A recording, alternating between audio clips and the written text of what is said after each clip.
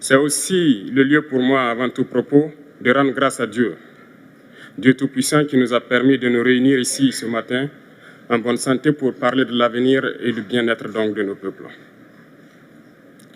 Je m'en vais m'excuser auprès des anciens que je pourrais vexer dans mes propos à venir. Africanité oblige, les droits d'aînesse, je me dois de m'excuser. Camarades, j'ai quelques questions donc de ma génération, mille et une questions qu'on se pose. Mais nous n'avons pas de réponse. Et il se trouve qu'ici, nous pouvons laver donc notre linge sale parce qu'on se sent en famille.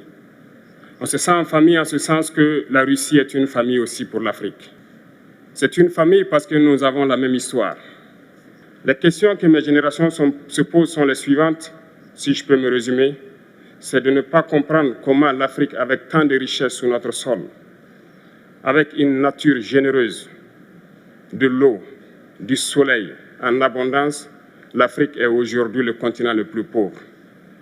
L'Afrique est un continent affamé.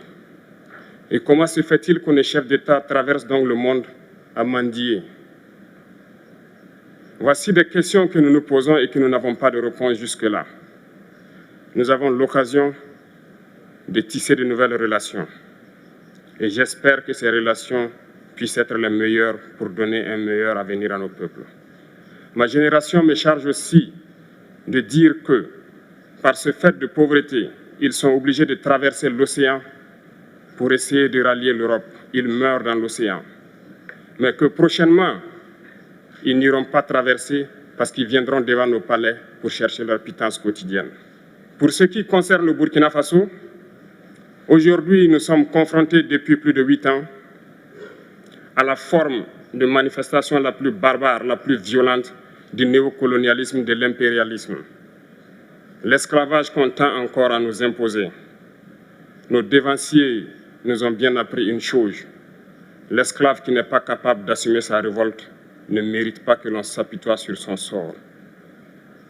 Nous ne nous apitoyons pas sur nos sorts, on ne demande pas que quelqu'un s'apitoie sur notre sort. Le peuple burkinabé a décidé de lutter contre l'île terroriste en mesure de relancer son développement. Dans cette lutte, des vaillants peuples, des vaillantes populations se sont engagées à prendre les armes face au terrorisme, ceux que nous avons affectueusement appelés les VDP, des volontaires. Nous sommes surpris de voir les impérialistes traiter ces VDP de milices et de tout type. C'est décevant, parce qu'en Europe, lorsque des peuples prennent les armes pour défendre leur patrie, on les traite de patriotes. Lorsque nous, peuples, nous décidons de nous défendre, on nous traite de milices. Mais là n'est pas le problème. Ce qui est le problème, c'est de voir des chefs d'État africains qui n'apportent rien à ces peuples qui se battent, mais qui chantent la même chose que les impérialistes en nous traitant de milices, en nous traitant donc d'hommes qui ne respectent pas les droits de l'homme. De quels droits de l'homme parle-t-on? Nous nous offusquons contre cela et c'est honteux.